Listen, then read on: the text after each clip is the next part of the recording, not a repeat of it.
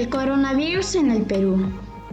Primer caso confirmado fue el 6 de marzo de un joven que era piloto de avión que llegó al Perú.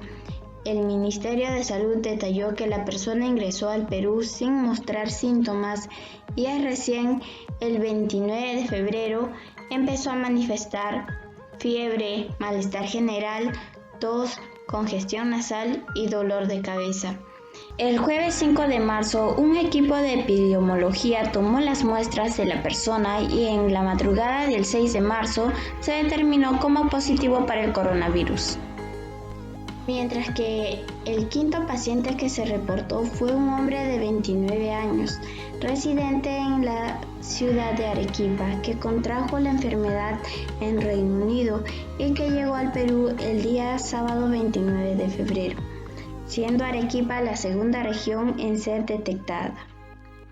El 10 de marzo se identifican 4 nuevos casos, 2 jóvenes provenientes de la ciudad de Huánuco, que contrajeron el virus en un viaje por Europa, mientras que otros 2 restantes fueron registrados en la provincia de Chincha, ambos procedentes de España. Asimismo, en el mismo día 2 personas más dieron positivo en la ciudad de Lima. Desde el 12 hasta el 15 de marzo, el gobierno del Perú y el Ministerio de Salud reportó y comunicó a la ciudadanía un incremento acelerado de casos positivos, acumulando una cifra de 71 personas que dieron positivo a nivel nacional, siendo el más alto los casos positivos sobre las pruebas realizadas. Para el 15 de marzo, los 28 casos que dieron positivos presentó el 10.11% de un total de 277 muestras. Para entonces, el país había acumulado un total de 1.751 casos descartados distribuidos en 8 regiones, siendo la mayoría de los casos positivos concentrados en Lima. El gobierno declara estado de emergencia nacional y aislamiento social obligatorio por 15 días. Medida rige a partir de 0 horas del lunes 16 de marzo. También se declara el cierre de fronteras. Desde el 18 de marzo, el Perú registró una cantidad de 145 contagiados y 3.028 casos descartados en la declaración del Ministerio de Salud. Para el día 17 de marzo, el presidente de la República, Martín Vizcarra, comunicó en un medio de prensa del gobierno la llegada oficial de la fase 3, contagio comunitario.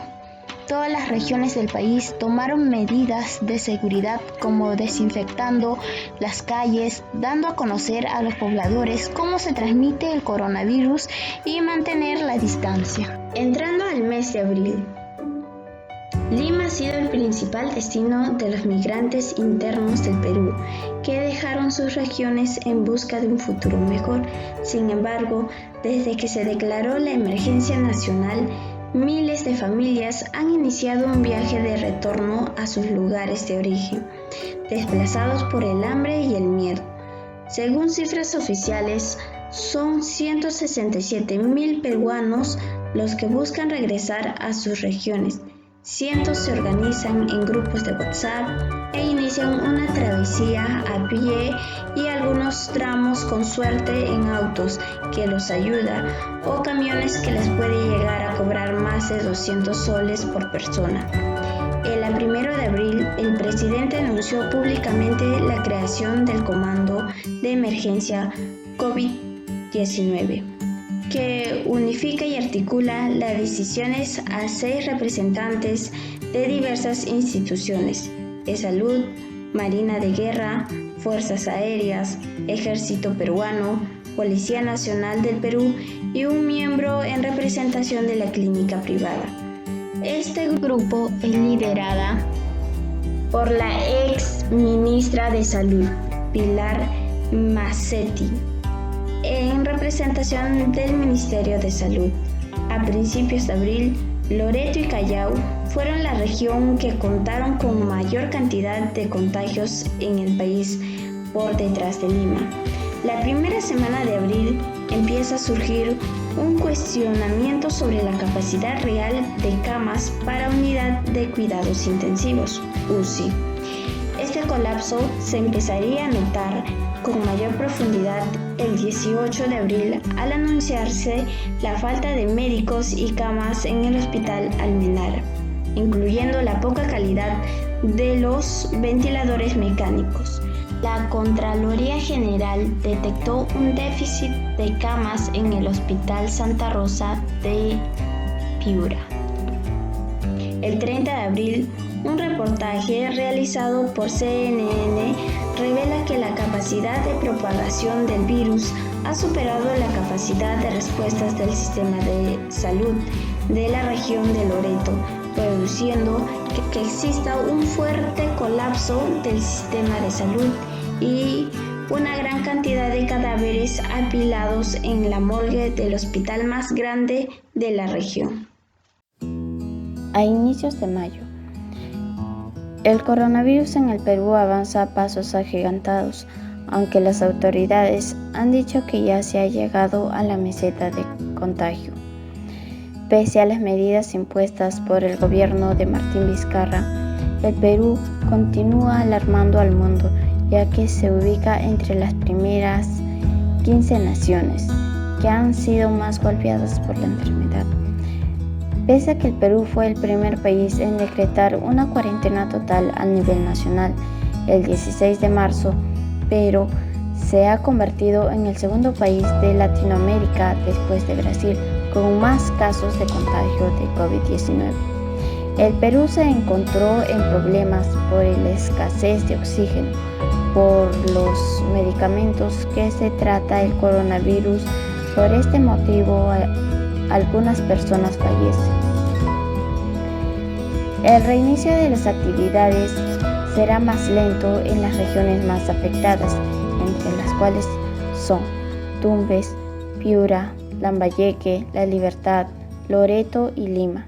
Las regiones consideradas con alto riesgo de transmisión por COVID-19 son Arequipa, Callao, Ica, Junín, La Libertad, Lambayeque, Loreto, Piura y Tumbes y Ucayali. El presidente del Perú tomó una decisión de extender la cuarentena por 2 semanas más hasta el 24 de mayo. Inicio de junio. Arequipa enfrenta un escenario crítico. Los hospitales del Ministerio de Salud y E-Salud que atienden pacientes COVID-19 colapsaron. Los infectados reciben auxilio en carpas y en algunos casos comparten balones de oxígeno. Estas escenas de guerra son corroboradas por cifras que se acercan a las de las regiones del norte y selva: 11.626 contagiados y 294 fallecidos.